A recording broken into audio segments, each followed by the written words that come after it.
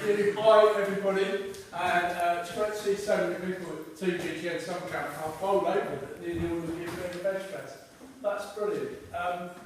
Just going to talk briefly about sort of a bit about veganism, a bit about the current state of the animal movement, and then move on to a bit of creative vegan education. As Alex pointed out, that's my colleague Alan at the end. Alan and I have come up from Bristol this morning along with Pig Freud. Pig Freud is currently all over social media because his film comes through the ticket barrier at Temple Meads and onto the train and then off again at Talbot Station. And we're hoping to have him on the Bristol Post website before the end of play today. If we're lucky, that is creative vegan education as it's happening. So basically, let's give it a little basic about, first of all, being vegan. We want to emphasise from my perspective and from a lot of other people that being vegan is very much philosophy, and it's very much more than a diet and very much more than just a lifestyle choice. Although for a lot of us veganism starts with what we eat, it's very much veganism, just to take it back to where veganism started, came out of the war, Second World War, a guy called Donald Watson, who founded veganism, and today he founded the Vegan Society in 1945. And Donald was a conscientious objector, which means that he didn't fight. He sort of made a stand for peace and non-violence in his life. And he founded veganism very much as a philosophy and a way of life that rejects violence and includes animals within, the group that we try to avoid violence, not only towards people, but also to animals. So it's very much a philosophy and a way of life based on non-violence. And very much more, therefore, than just a dietary choice. So although veganism includes what you eat, and it includes what you wear, and it includes what you choose to do for entertainment, it also includes really how you think and how you approach life. And it's based on avoiding violence, really. So it's incredibly far-reaching philosophy, and one, as I say, very much more than just choosing perhaps a plant-based diet. So veganism came out of the war, it's now well established. I've been vegan 32 years now, so I went vegan in 1984, aged 21, and at that time there weren't that many vegans. We were quite a small group. Obviously now we're looking at over 500,000 people in the UK who identify as vegan, and another 500,000 people who identify as wanting to be vegan. So that's incredible growth rate. And I think it's very important that veganism, we don't lose that true beauty of veganism. It's not just about what you put on your plate. It's a whole way of life, how you think, how you approach the whole game.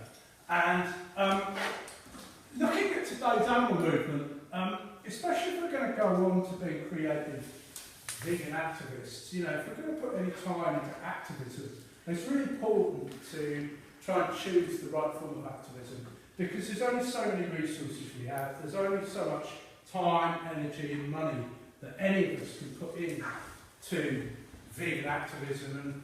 And having been a vegan activist now for over 30 years, I'd say that the proportion to that time between, I wouldn't say wasted, but could have been put to better use. So I think it really helps at this stage, especially for yourselves, to just get a slightly, like a bigger picture of what's happening. So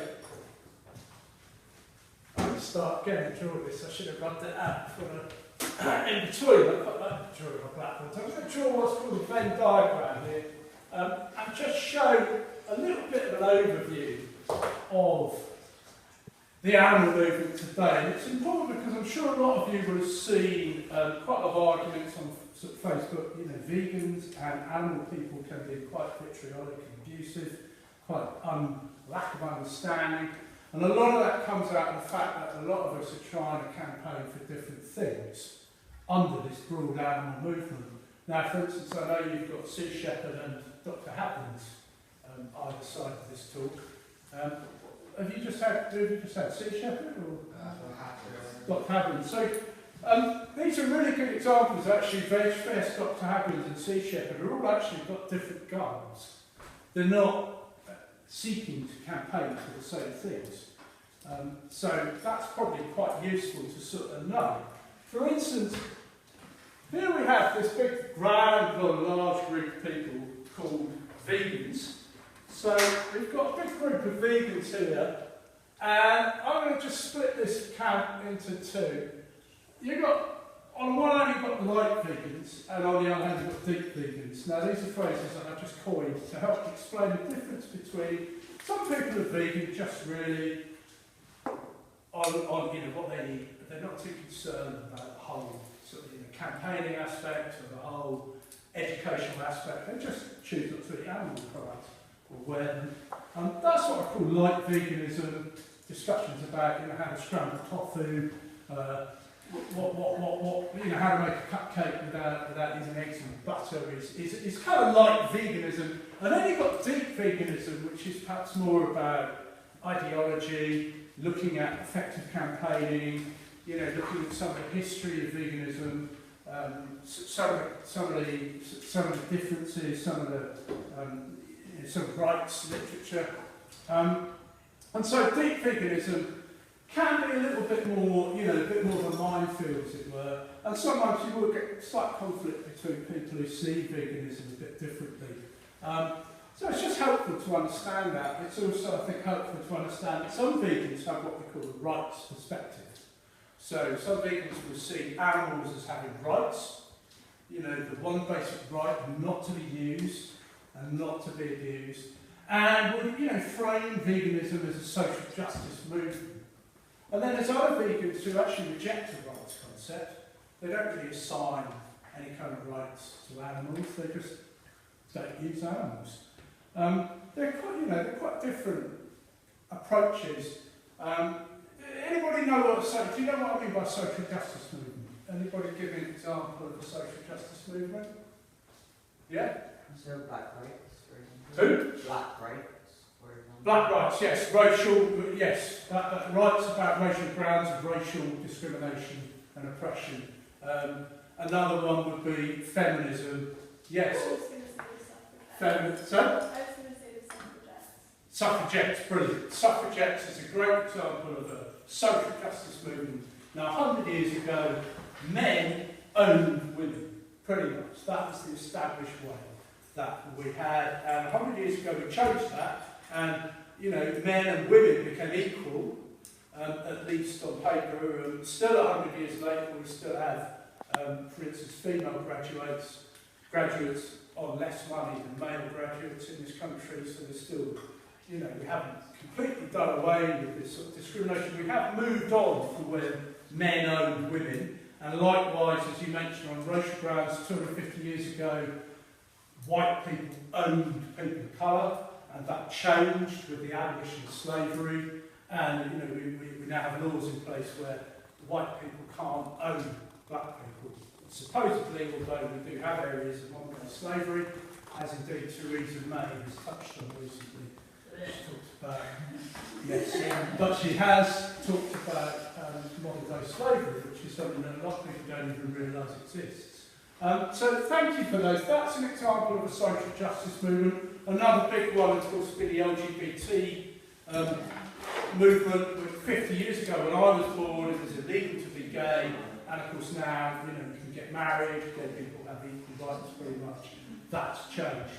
And what we're trying to do with veganism and animals is change the way we look at animals from property to personhood. So that's why we frame it as a social justice movement, because it is. It's about justice for animals. So that animals should not be subjugated to being imprisoned or being owned or used and abused. Animals should be equal and assigned personhood, whereby, much as we do with our cats and dogs, and give our cats and dogs names, and give them beds, and even some kind of legal rights. I mean, you can't attack a dog on the street. You can go butcher a load of pigs and you can get an award, industry award for how many pigs you kill, but you can't go out on the street and kill a dog. So, that's an area where things are changing. So we're very much hoping to see, in my lifetime, certainly yours, a society that treats animals equally. So looking at this movement, you know, obviously just within the vegan movement, you've got quite a lot of differences.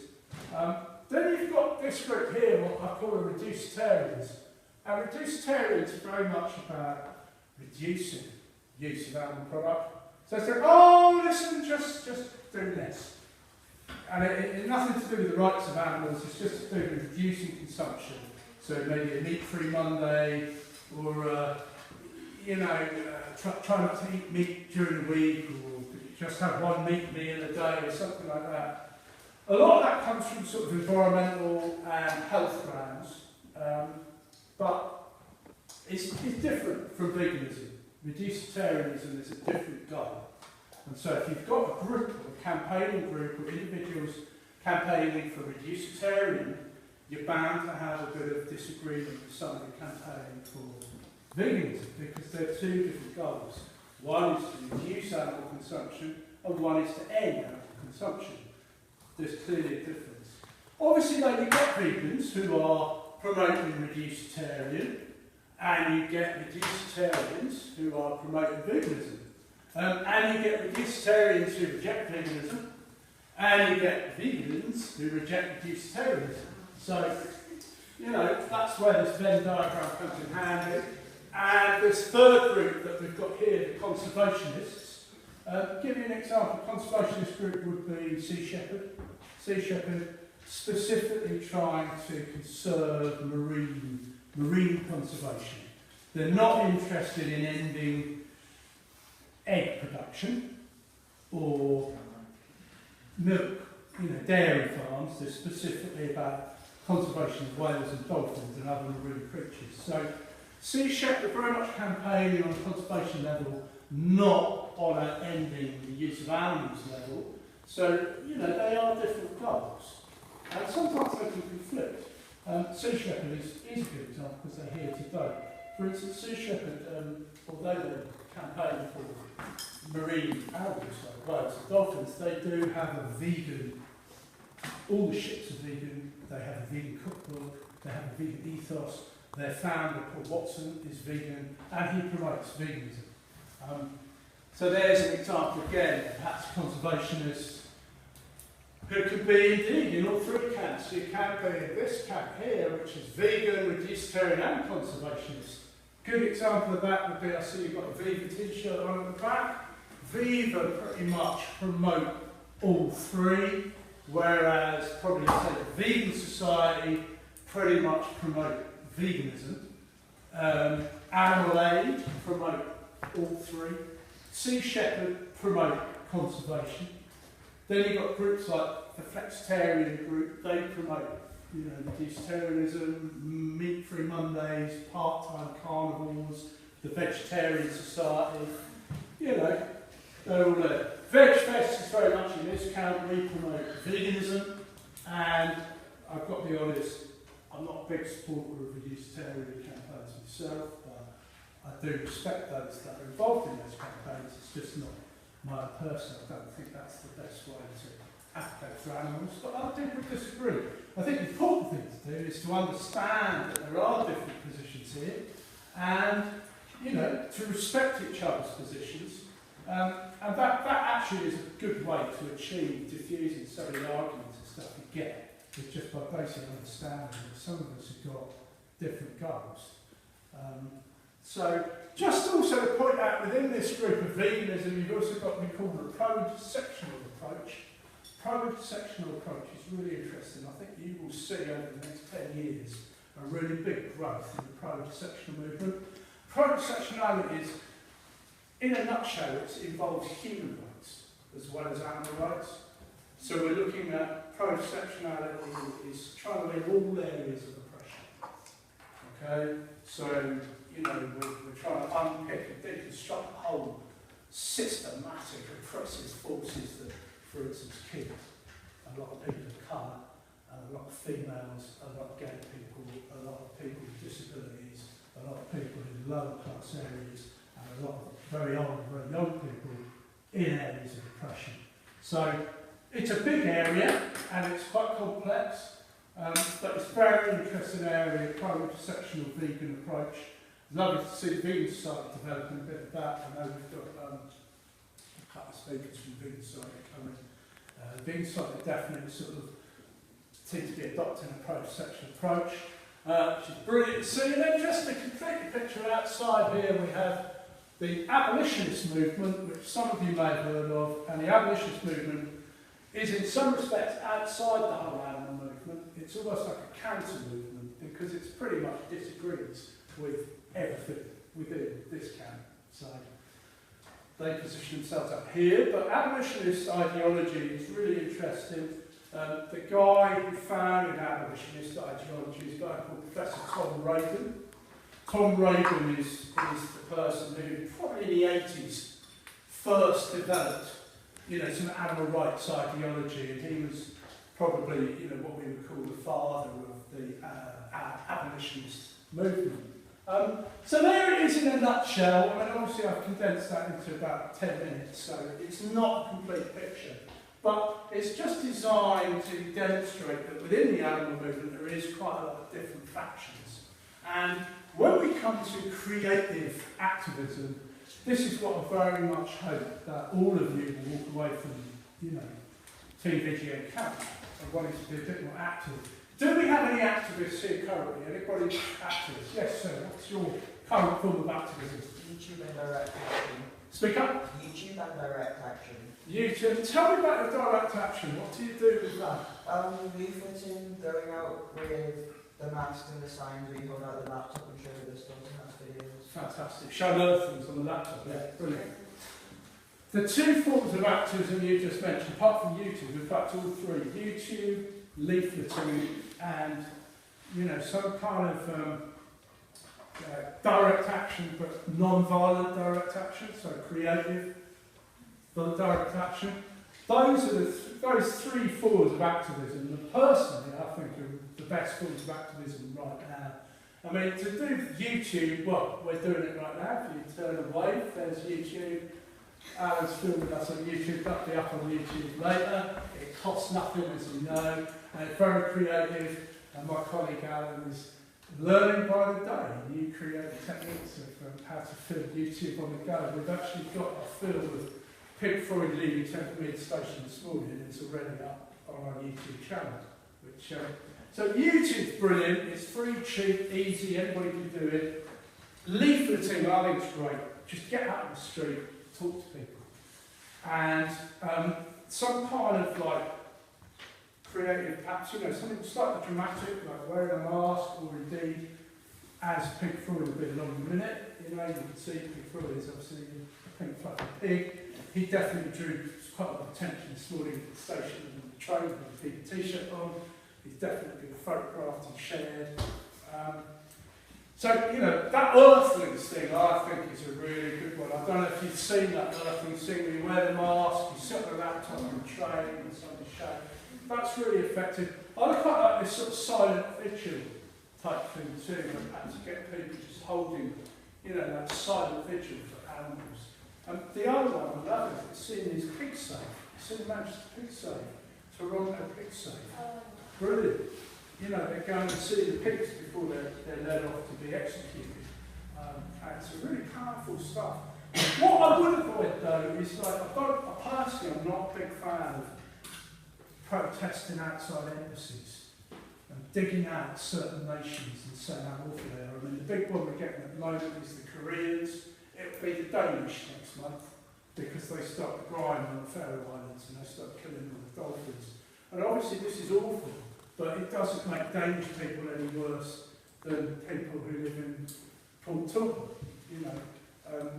I don't think it makes sense to go after a particular nation and say that they're awful because of their cruelty to animals. I mean, every nation is cruel to animals. It makes far more sense to try and educate people to go vegan than to go and throw rocks at the Danish embassy and boycott Korean businesses.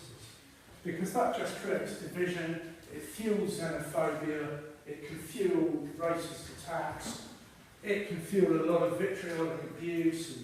And I don't really see that's getting us anywhere. I think it's better to focus on creating vegan education, try and educate people to go vegan. because, you know, trying to get, I don't know, a certain species saved is brilliant. Like, no one wants to see, for instance, kangaroos get killed in Australia, but, you know, no one wants to see male chicks getting minced alive in the egg hatchery 5 miles down the road.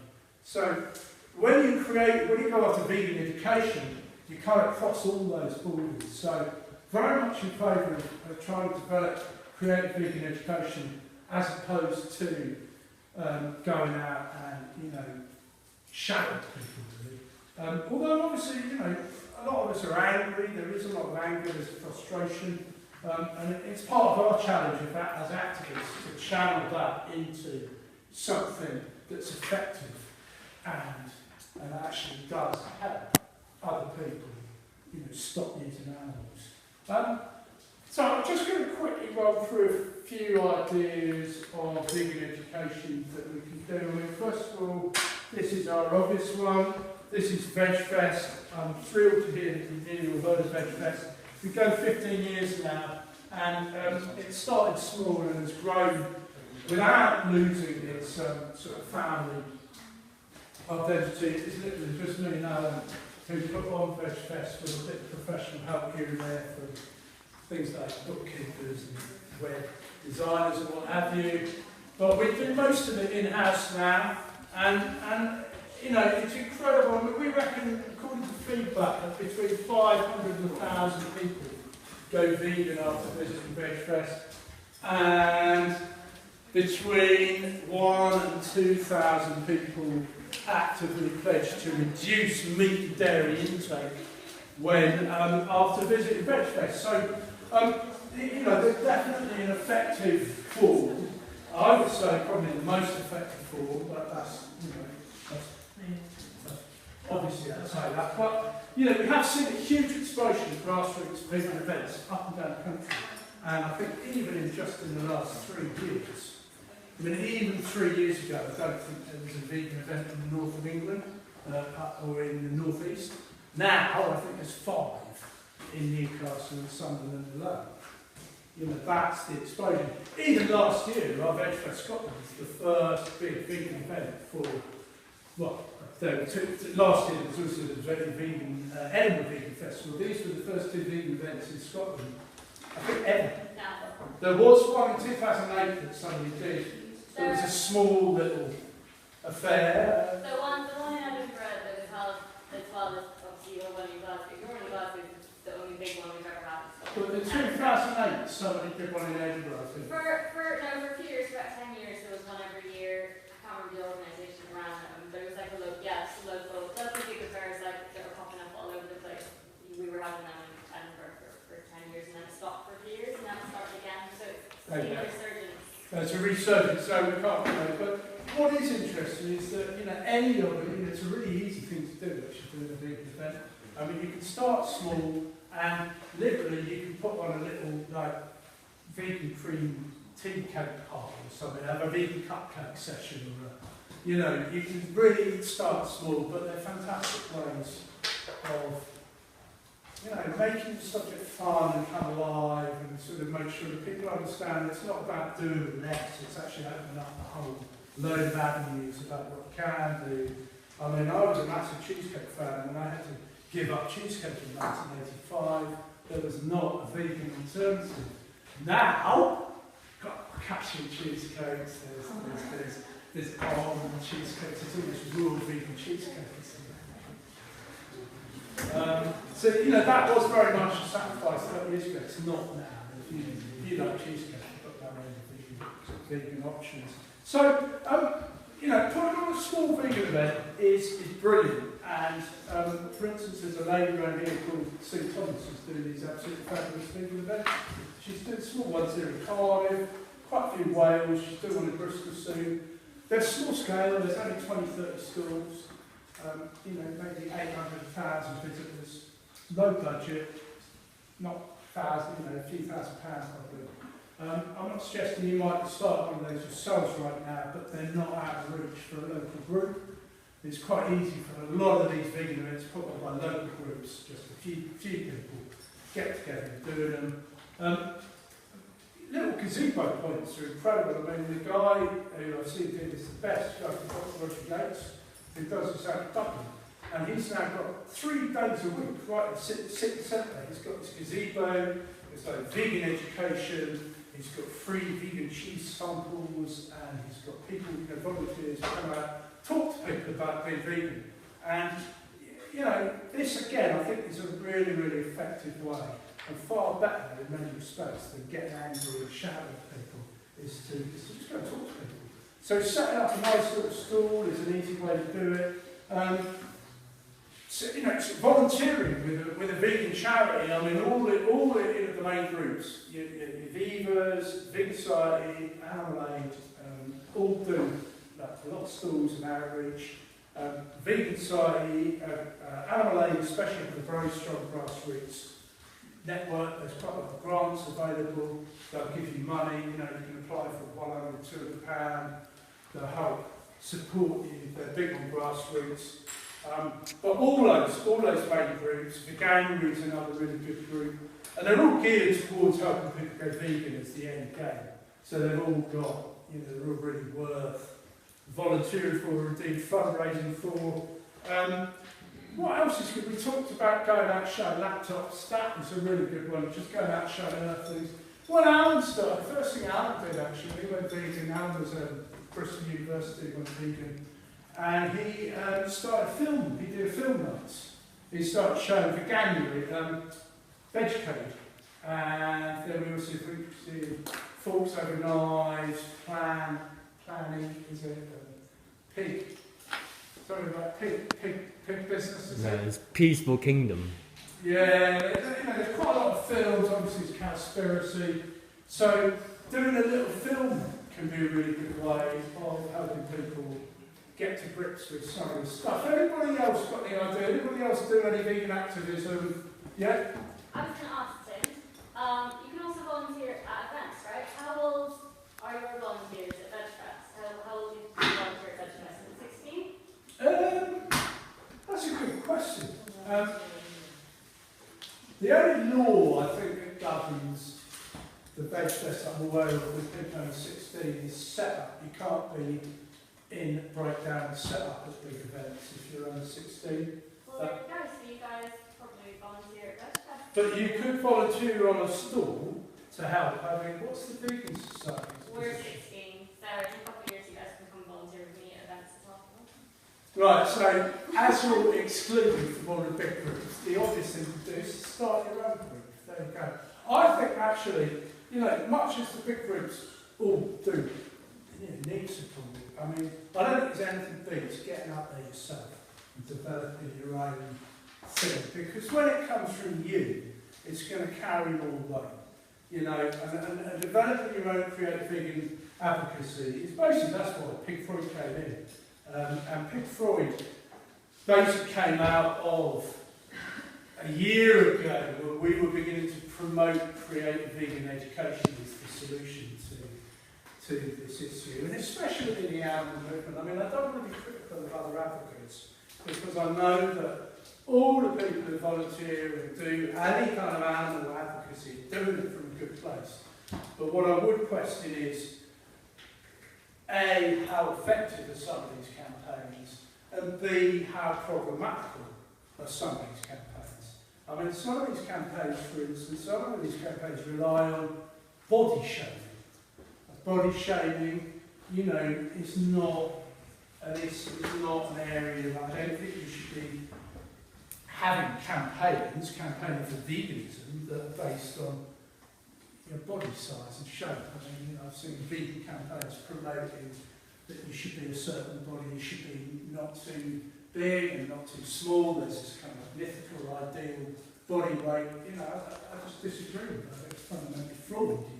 You know, we don't need campaigns that are you know, based on body shaming. Likewise, you know, sexist or campaigns that promote xenophobia.